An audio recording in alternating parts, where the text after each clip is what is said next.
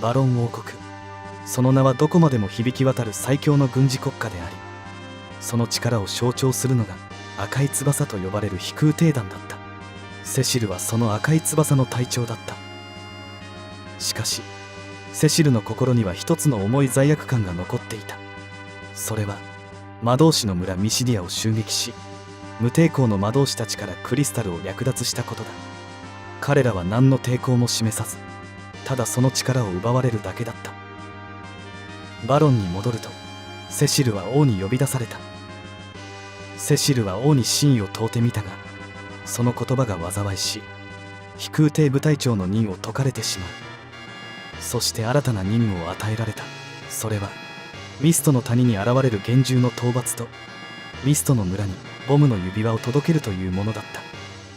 竜騎士隊長のカインが現れ、セシルの処遇に異を唱えたため、カインもセシルに同行することとなった。旅立ち。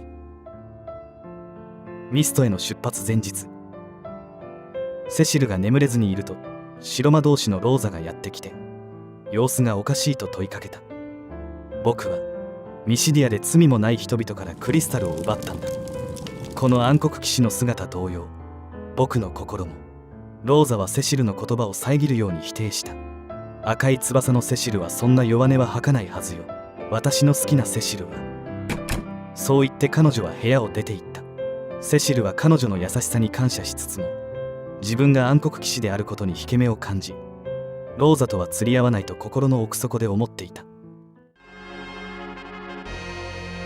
翌朝、セシルは決意を新たにし、城の前でカインと落ち合った。かくしてバロン王国飛空艇団赤い翼の部隊長であった暗黒騎士セシルはその座を剥奪され、竜騎士部隊長カインと共に辺境の村ミストを目指し、霧深く立ち込める谷へとバロン城を後にした。召喚師の村。セシルとカインがミストの村を目指し洞窟を進んでいると、謎の声が引き返すよう警告してきた。すると霧が集まり幻獣の姿へと変わった。二人は躊躇なく幻獣に立ち向かった。幻獣を倒し洞窟を抜け、彼らはミストの村へとたどり着いた。するとセシルの持つボムの指輪が突然輝き始め、村全体が炎に包まれた。その時、村の一角から子供の泣き声が聞こえてきた。そこには倒れた女性にすがりついて泣いている少女の姿があった。村に来る途中、幻獣を倒したことで少女の母親の命を奪っていた。こんな殺戮を繰り返してまでバロン王に従う気はない。セシルがそう言うとカインも同意し、二人は少女を助けようとしたが、少女の悲しみと怒りは頂点に達し、彼女の力は暴走した。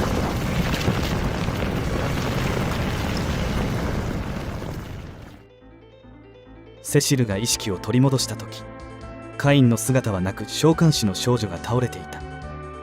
少女を休ませるため彼らはオアシスの村へと向かった。君を守らせてくれないか。セシルがそう話しかけても少女は名前すら教えてくれなかった。その夜、少女の命を狙ってバロン兵が襲ってきた。セシルはバロン王国に背くことにも構わず兵士たちを退けた。それを見ていた少女はようやく心を開き、セシルにリディアという自分の名を告げるのだった。翌朝、砂漠に女性が倒れていたという噂を聞いた。それはセシルの身を案じ、バロン王国を抜け出してきたローザだった。彼女は高熱病にかかり、命の危険にさらされていた。高熱病を治す方法を求め、セシルたちは砂漠の国ダムシアンへと向かう。ダムシアンの悲劇。ダムシアンへ向かう道中、賢者テラと出会い同じ目的地に向けて同行することになった。ダムシアン城が見えた時、飛空艇団が空襲を始め、城は一瞬で廃墟になった。中に入るとテラの娘アンナが倒れていた。そこに一人の男が現れる。テラは問答無用で彼に殴りかかった。お願い、二人ともやめて。アンナが二人を制止した。彼はこの国の王子ギルバートで、二人は駆け落ちをしていた。しかしゴルベーザと名乗る者が赤い翼を率いてクリスタルを奪っていったと語り、息を引き取った。ゴルベーザ、私がアンナの仇を取ってくる。テラはセシルの制止を振り払い、部屋を出て行った。弱虫、そんなことをしてもアンナは喜ばない。セシルたちは泣き崩れるギルバートを説得し、協力を得られることになった。ゴルベーザ。ギルバートの協力を得て砂漠の光を手に入れ、高熱病で寝込んでいたローザは意識を取り戻した。セシルはローザにダムシアンを襲ったゴルベーザが何者なのかを聞いた。ゴルベーザはセシルに代わって赤い翼を指揮するために呼ばれた人物。彼が来てからバロン王はますますおかしくなった。セシルが奪ったミシディアの水のクリスタル、そしてダムシアンの火のクリスタルが奪われたということは、次にファブールの風のクリスタルが狙われる。彼らはそれを阻止することにしたが、ファブールへ行くためにはホブス山の厚い氷の壁を破る必要があった。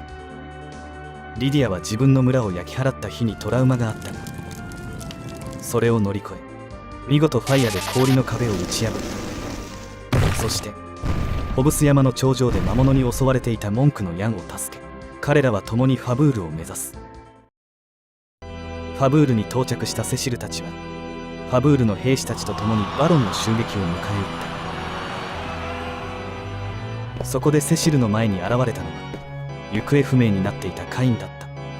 共にバロンを抜けよう、そう誓ったカインはセシルに一騎打ちを申し込んできた。なぜだカイン。セシルの問いかけにカインは応じなかった。そしてセシルは敗北してしまう。さらにそこにゴルベーザが現れた。ゴルベーザはローザと風のクリスタルを奪い去っていった。飛空艇団を持つバロンはカイロが手薄だ。セシルたちはローザを救出するため船を使ってバロンに潜入することにした。ところが海を進んでいると幻獣リヴァイアさんが突如現れ、船は沈没させられてしまった。聖騎士の試練。セシルが目を覚ますと周りには誰もいなかった。そこはかつて自分が赤い翼として襲撃しクリスタルを奪った魔導士の村ミシディアだった。村に足を踏み入れると魔導士たちの視線は冷たく、彼に容赦なく魔法をかけてきた。村の長老を訪ねると静かに語りかけてきた。暗黒剣に頼っていてはお前自身も悪の心に染まってしまう。聖なる騎士になるため試練の山に向かうのだ。セシルが試練を受ける決意を固めると双子の魔導士パロムとポロムが同行することになった。彼らはまだ若いが強力な魔力を持ち道案内を務めてくれる。参道を進む途中セシルは賢者テラと再会した。テラもまたゴルベーザを倒すために伝説の魔法メテオを求めてこの山にやってきていた。二人は再会を喜び共に試練の山へ挑むことを決意した。